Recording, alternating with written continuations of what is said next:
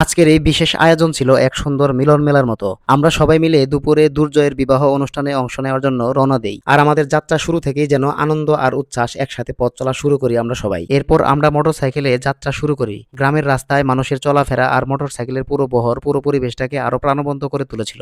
সিংকাটা মোড়ে এসে আমরা কিছুক্ষণ সময় থামি, আর এখান থেকেই মূল প্রস্তুতির দৃশ্যগুলো শুরু হয়। সবাই নিজ নিজ মোটরসাইকেল নিয়ে সারিবদ্ধভাবে দাঁড়িয়ে আছে, কেউ ক্যামেরার দিকে তাকিয়ে আসছে, কেউ আবার যাত্রার মুহূর্তগুলো স্মৃতি হিসেবে ধরে রাখছে। এই মুহূর্তগুলো যেন বন্ধুত্ব, ভালোবাসা আর একসাথে পথ চলার এক অন্যরকম অনুভূতি তৈরি করেছিল। তারপর ধীরে ধীরে আমরা সবাই একসাথে বিয়ে বাড়ির উদ্দেশ্যে রওনা হই। গ্রামের রাস্তা দিয়ে মোটরসাইকেলের বহর এগিয়ে যাওয়ার দৃশ্য সত্যি অসাধারণ। চারপাশে সবুজ প্রকৃতি, হালকা বাতাস আর আনন্দমুখর পরিবেশ পুরো যাত্রাটাকে আরো উপভোগ্য করে তুলেছিল। মনে হচ্ছিল যেন কোনো এক উৎসবের শোভাযাত্রা চলছে। যাই হোক, প্রতিমধ্যে আমাদের সাথে দেখা হয়ে যায় সুখন মশিউর ভাইয়ের। তিনিও একই অনুষ্ঠানে যোগ দিতে যাচ্ছিলেন। হঠাৎ করে এভাবে পরিচিত মানুষের সাথে দেখা হওয়াতে পুরো যাত্রার আনন্দ যেন আরো বেড়ে যায়। এবং তারপর সুখন ভাইয়ের সাথে কিছুক্ষণ গল্প আর হাস্যকর মধ্যে দিয়ে আমরা সবাই একসাথে আবার সামনে এগিয়ে চলি। এর কিছুক্ষণ পর আমাদের সাথে যুক্ত হন শ্রদ্ধাভাজন বড় ভাই অ্যাডভোকেট সোলাইমান হোসেন। তার উপস্থিতি পুরো পরিবেশকে আরো সুন্দর ও প্রাণবন্ত করে তোলে। বড়দের সাথে ছোটদের আন্তরিক সম্পর্ক আর সম্মানবোধ গ্রামের সামাজিক সংস্কৃতি এক চমৎকার দিক, যা এমন আয়োজনগুলোতে খুব সুন্দরভাবে ফুটে ওঠে।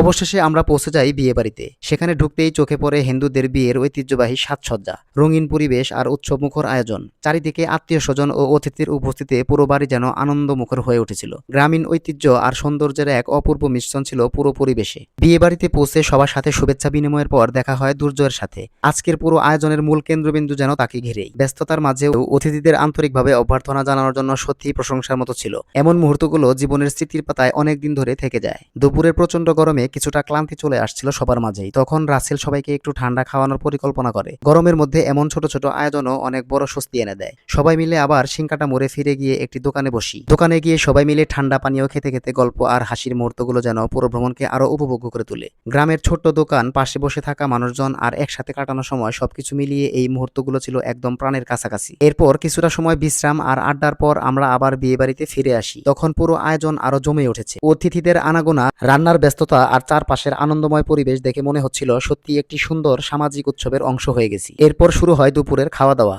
হিন্দু বিয়ের ঐতিহ্যবাহী খাবারের আয়োজন ছিল বেশ সুন্দর ও পরিপাটি। অতিথিদের আপ্যায়নের আন্তরিকতা সত্যি মুগ্ধ করার মতো। গ্রামের মানুষদের ভালোবাসা আর আন্তরিক ব্যবহারের আলাদা একটা সৌন্দর্য রয়েছে, যা এমন অনুষ্ঠানে আরো বেশি সুন্দর করে অনুভব করা যায়। খাওয়া দাওয়ার সময় সবাই একসাথে বসে গল্প করতে করতে খাবার খাচ্ছিলাম। এই ধরনের আয়োজন শুধু খাওয়ার মধ্যে সীমাবদ্ধ থাকে না, বরং মানুষের সাথে মানুষের সম্পর্ক আরো গভীর করে তোলে। একসাথে কাটানো এই মুহূর্তগুলোই পরবর্তীতে স্মৃতি হয়ে হৃদয়ে থেকে যায়। পুরো অনুষ্ঠান জুড়ে ছিল এক ধরনের আন্তরিকতা আর পারিবারিক বন্ধনের অনুভূতি। ধর্ম বা সংস্কৃতি ভিন্ন হলেও আনন্দ ভাগাভাগি করার সৌন্দর্য সবসময় একই থাকে। এমন আয়োজন আমাদের সামাজিক সম্প্রীতি ও পারস্পরিক ভালোবাসার এক সুন্দর উদাহরণ হয়ে থাকে। খাওয়া দাওয়া শেষে বিকেলের দিকে আমরা আবার ফিরে আসার প্রস্তুতি নেই। ফেরার সময় গ্রামের রাস্তা, বিকেলের আলো আর মোটরসাইকেলের যাত্রা পুরো দিনের স্মৃতিগুলোকে আরো সুন্দরভাবে মনে করিয়ে দিচ্ছিল। মনে হচ্ছিল খুব অল্প সময়ের মধ্যেই অনেক সুন্দর একটি মুহূর্ত একসাথে কাটিয়ে ফেললাম। যাই হোক, ফেরার পথে আমি আর বন্ধু শরীফ একসাথে মোটরসাইকেলে ফিরছিলাম। রাস্তার দুপাশের দৃশ্য আর পুরো দিনের স্মৃতিগুলো মনে করতে করতে যাত্রা শেষ হয়। সব মিলিয়ে আজকের এই আয়োজন শুধু একটি বিয়ের আয়োজন ছিল না, বরং